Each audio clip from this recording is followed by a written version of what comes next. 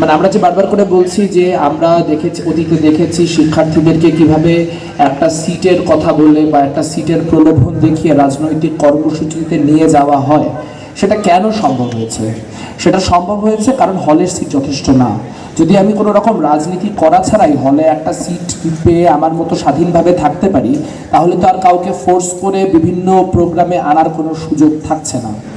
এবার গত আওয়ামী লীগ সরকার পর্যন্ত আমরা দেখেছিলাম যে হলের যে সিটের সংকট, এটা খুবই ইচ্ছা করে কাঠামোগতভাবে নিশ্চিত করা হতো যাতে করে হলের সিট সংকট থাকে। কারণ হলের সিট সংকট না থাকলে আওয়ামী লীগ মডেলের যে রাজনীতি, গেস্ট রুমের গণরুমের যে রাজনীতি, সেই রাজনীতি আর ক্রিয়াশীল থাকতো না। কিন্তু আমরা তো একটা নতুন যুগে প্রবেশ করেছি, আমাদের ইন্টারিম সরকারের 1 বছর হয়ে গেল। এখানে যে প্রশ্নটা করা খুব জরুরি যে যেই মানুষগুলিকে আমরা দেখলাম বারবার করে সাধারণ শিক্ষার্থীদের যে লেজিটিমেট ভয় ভীতি, এগুলিকে কাজে লাগিয়ে নানান রকম আন্দোলন তারা করছেন, নানান বোকা বোকা কথা বলছেন যে হল পরিসরে রাজনীতি করা যাবে না, হল পরিসর এবং একাডেমিক এরিয়াতে রাজনীতি না করা গেলে আসলে দেখেন কি খুব ইন্টারেস্টিং, তারা একদিকে বলছেন যে হল পরিসর এবং একাডেমিক পরিসরে রাজনীতি করা যাবে না, আবার তারাই বলছেন রাজনীতি হতে হবে শিক্ষার্থী বান্ধব, শিক্ষার্থী কেন্দ্রিক। তাহলে শিক্ষার্থী আছে হলে এবং ফ্যাকাল্টিতে, কিন্তু আপনি রাজনীতি করবেন সচিবালয়ে, তাহলে তো আর কোনো শিক্ষার্থী বান্ধবতা এখানে থাকলো না। আপনার শিক্ষার্থী বান্ধব রাজনীতি করতে গেলে এটা এনশিওর করতেই হবে যে সেখানে হল এবং ফ্যাকাল্টি এগুলিতে যেন রাজনীতি করার যে পরিসর, সেই পরিসর উন্মুক্ত থাকে। এখন আমরা যে আবাসন সংকটের কথা বললাম, সে আবাসন সংকট যদি দূরীভূত হয়, তাহলে মানুষকে সিটের জন্য ব্যবহার করার যে রাজনীতি, সেই রাজনীতি আর এক্সিস্টই করবে না।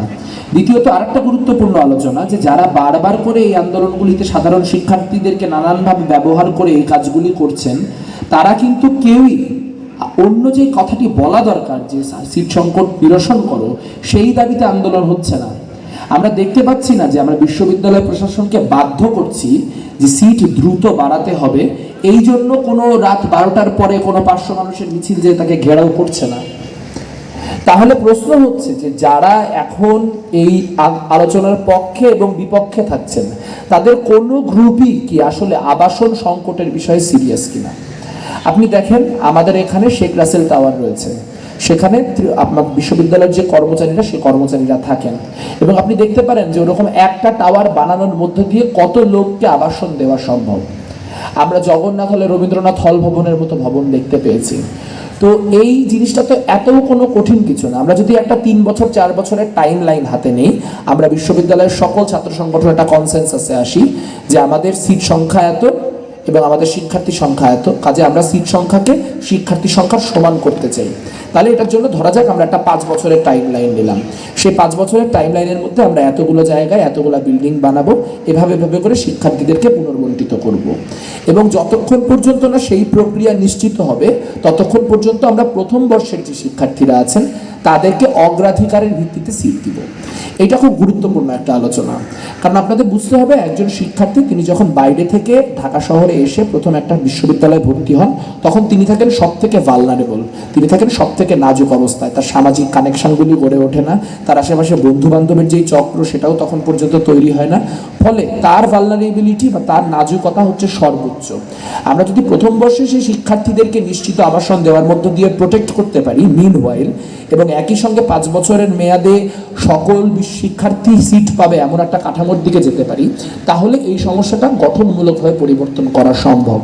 তা না করে আসলে হলে ছাত্র রাজনীতি নিষিদ্ধ করা বা না করাতে কিছু যায় আসে না। ধরুন আমরা একটা হাইপোথেটিক্যাল সিচুয়েশনের কথা বলি। ধরুন ঢাকা বিশ্ববিদ্যালয়ে আপনার আগামী 6 মাসে একটা জাতীয় নির্বাচন হলো, সেই জাতীয় নির্বাচনে কথার কথা বিএনপি জয়লাভ করলো।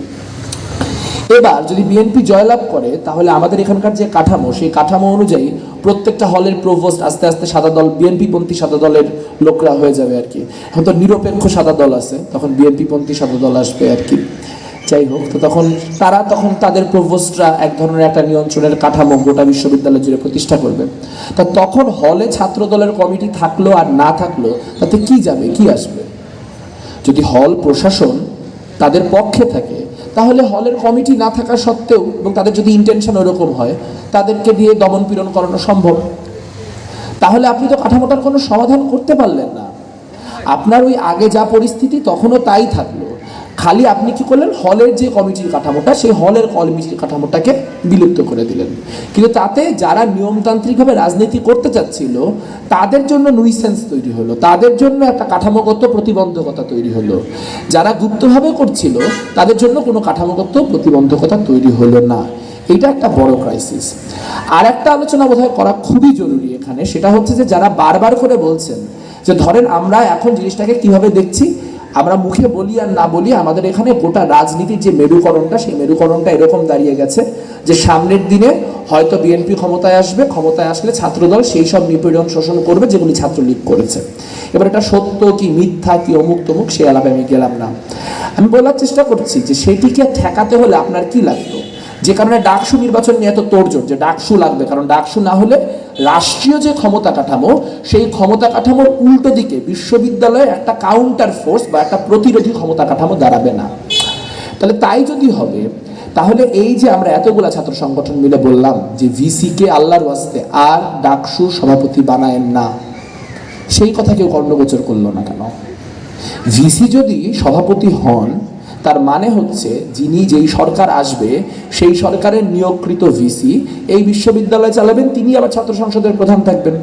তাহলে এখন তিনি ছাত্র সংসদের প্রধান থাকলে তিনি নির্ধারণ করতে পারবেন কোন কোন এজেন্ডায় কথা হয়, তিনি নির্ধারণ করতে পারবেন কাকে কাকে বাদ দেওয়া হবে, তিনি আর এরকম অসংখ্য একনায়কতান্ত্রিক ক্ষমতা তাকে ধরিয়ে দেওয়া আছে।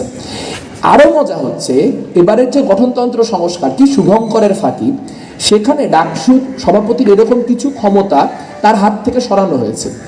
সরিয়ে কোথায় নেওয়া হয়েছে? ডাকসুর কাছে না, সরিয়ে নিয়ে যাওয়া হয়েছে সিনেট সিন্ডিকেটে।